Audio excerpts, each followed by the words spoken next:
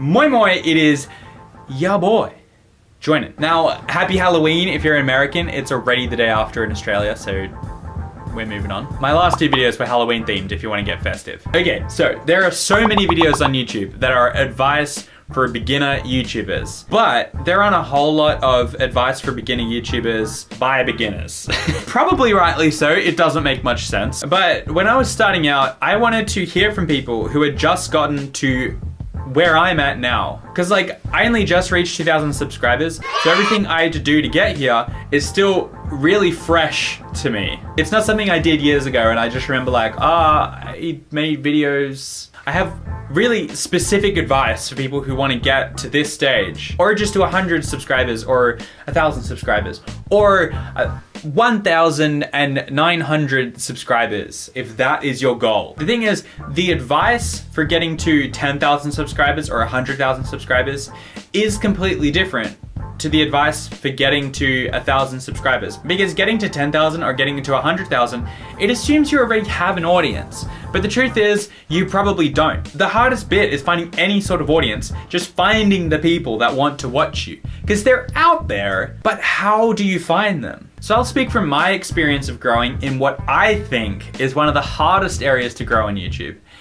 Entertainment. Entertainment is a difficult field because when you're starting out on YouTube, the best way to get views is to make videos about relevant search terms. Things that people are searching for, and then you put them in your titles, your tags, your description. Most videos on YouTube about this subject are telling you to do that. Focus all your energy on that.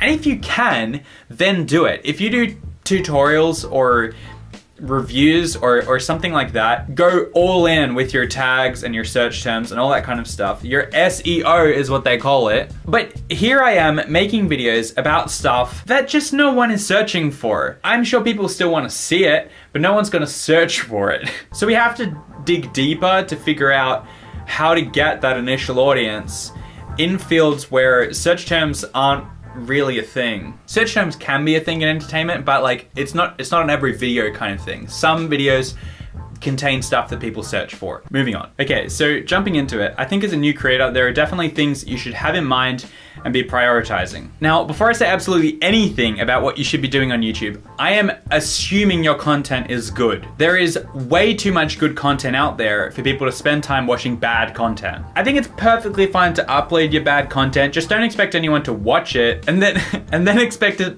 take it down later when your content starts to get to a reasonable level of professionalism, if you can call it that. That being said, it is my belief that the single most important part about building a loyal audience on YouTube is pursuing personality-based content, regardless of your chosen area. If you just do tutorials, put a bit of you in there. If you do comedy, gaming, vlogs, beauty, anything, make sure the audience is getting to know you. If they're just there for the content and not you, you're walking on a thin line with very little room for error. Your audience will want brutally specific videos if they're coming just for the content and not for you. But these two pieces have to come hand in hand. Your content needs to be good and you need to be showing a bit of personality. Now the ratio there can vary wildly from video to video, but as long as a whole, the audience is getting both. Okay, so from there, and you've heard this one before, you need to upload regularly. And that's for more reasons than you may think. Yes, people won't sub to a dead channel. Yes, the algorithm will push your videos more when they're new. But what you may not know is that even your old videos will be pushed more in search rankings and suggested videos when you've uploaded new content. And that's actually regardless of how many people are even watching your new video. Now this isn't scientifically proven, but it's pretty obvious to me when looking at my stats and comments. So instead of letting your views fluctuate, just keep that constant upload stream and your videos will continue to rank better. And here's the thing, even if your videos aren't getting any views, uploading regularly increases the chances of you releasing a video that people start to see. Most of your videos will have roughly the same amount of views, but every now and then you'll release a video that just does surprisingly well for some unknown reason. And the more videos you make, the more chances you'll have at winning that minor YouTube lottery prize. Most of my videos are lucky to hit like 500 views, but just a few of my videos have like over 10,000. They're by far not my best videos, they just did well for some algorithm reason, but these videos, and practically these videos alone, are where your subscriber base comes from. So don't be disheartened by slow sub growth. It comes in influxes. But also, don't be disheartened by all the work you did in your less popular videos.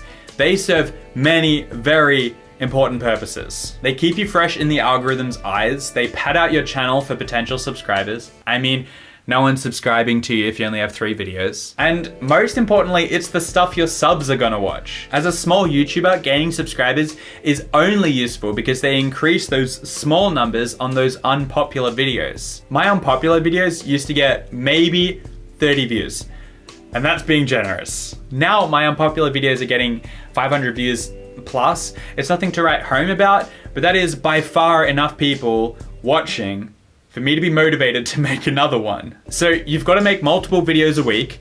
What do you make? With what we've talked about so far, you may start to notice that it may be helpful to start to come up with ideas that fit the corresponding purposes. Most of your ideas will be the normal content that you know your subscriber base or potential subscriber base, if you don't have one, just literally imagine you do, will like. Every channel, in order to keep up with the constant release demand, needs a bread and butter. These are the easy ideas that are easy to pull off consistently, that are easy to come up with.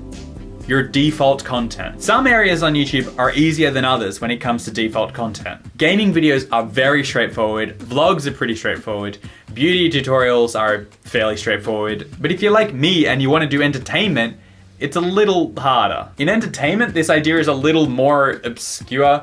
Maybe it's reaction videos or YouTube challenges or story time, just whatever works for you and your channel. Then on top of your bread and butter, you want something searchable or connectable. This is stuff that people are searching for, like current topics or stuff that can somehow interact with other fan bases. I've done this quite a few times, like when I did my Robert IDK diss track. White boy from Melbourne, Joinen. The Robert IDK. It went to a point where someone actually made a diss track about my diss track on Pineapple on Pizza. But apparently this guy, Joinen, has made a Robert IDK diss track. What? Or my video about Andrew Huang. Congratulations on 500,000. We're dissecting Andrew Huang.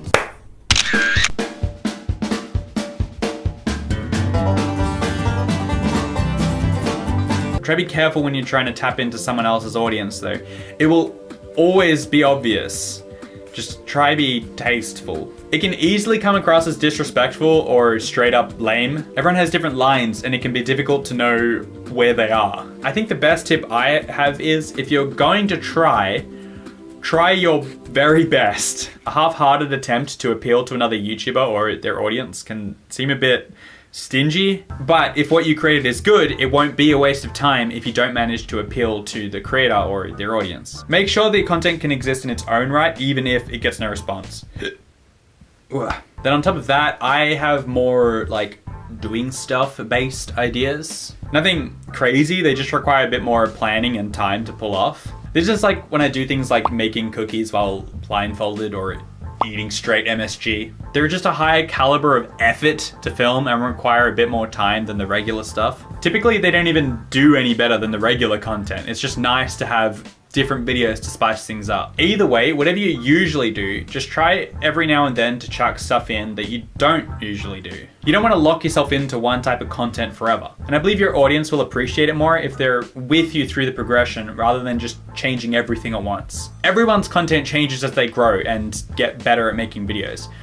Don't get too tied down while still paying attention to what works. Remember, if you keep the content personality-based, the audience shouldn't get too upset with experimentation. Haters is a topic that people love to talk about, and I'll probably make a video at some point solely about haters. But for the most part, I would say that just no one on YouTube gets more hate than love. And every hate comment just feels nasty. But if we had such strong reactions to our nice comments as we do to our hate comments, we'd realize how amazing the community really is. There's just always some haters out there. Oh, and don't get too caught up in monetization. Try to monetize because there's evidence to support the idea that videos will do better if there's ads in it, but don't get too caught up in it. Small YouTubers just don't make money, and if they do, it's a very, very small amount compared to the hours of work it took. Think of it just like work experience or an unpaid internship. You've got to work just as hard as everyone else if you want that chance of being offered a position. Let me know if you've got any other questions. I might come back to this at some point.